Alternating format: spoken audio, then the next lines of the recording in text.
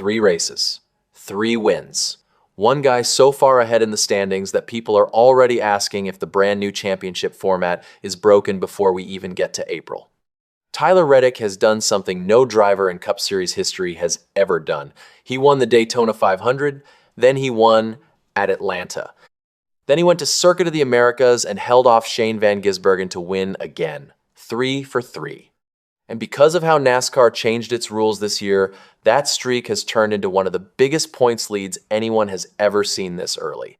So let's talk about what happened and why so many people are asking if this new system has a problem.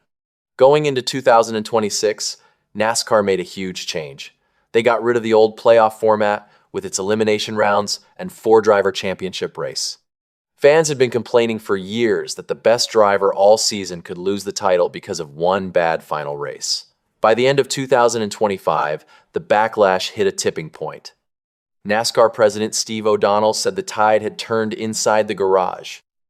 So they brought back the chase, a 1-0 race postseason for the top 16 drivers in points. No more eliminations, no more win, and you're in. The driver with the most points at the Homestead Miami finale wins the title. Simple. But here's the part that matters most right now. NASCAR also changed how many points a race winner gets. Under the old system, a win was worth 40 points. Now it's worth 55. That's a 1-5-point jump. Second place still gets 35. So the gap between first and second in a single race is now 20 points. That is massive. And that's exactly what Tyler Reddick has been collecting. 3 wins means 3 payouts of 55 points, plus he picked up stage points along the way. After just 3 races, Reddick is sitting at 186 points. His own teammate, Bubba Wallace, is in second with 116. That's a 7-0-point lead. Chase Elliott is third, 72 points back. Ryan Blaney is fourth, 86 behind. Joey Logano is 96 points off the lead. To put that in perspective, under the old points system, Reddick's lead would only be about 25 points, and 13 other drivers would still be within that 7-0-point range. But because wins are worth so much more now, Reddick has pulled away from the entire field in a way that feels almost impossible to close. And that's where the debate starts. If one driver gets hot early and stacks wins at 55 points each, nobody else can keep up. The math just doesn't work for the rest of the field. 3 races in, and the championship battle already feels like it might be over. But there's another side. Former crew chief and analyst Steve Letarte admitted he was wrong about the chase format. He said he underestimated how it would change the way drivers race.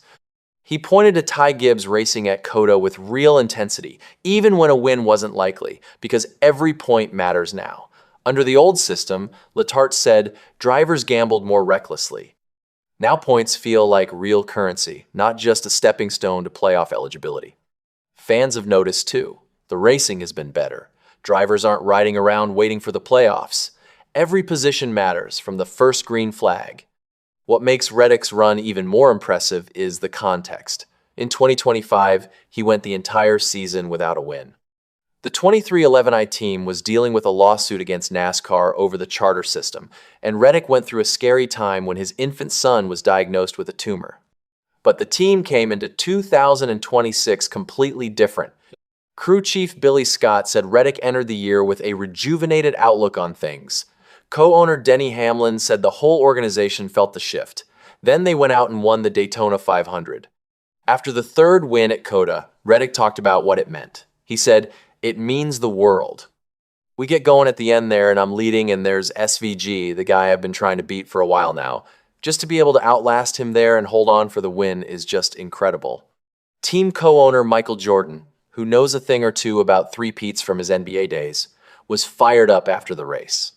Jordan said he had a chance to win 3 in a row, and that's the hardest one to win. He kept to his strategy, and man, the guys put together a great car.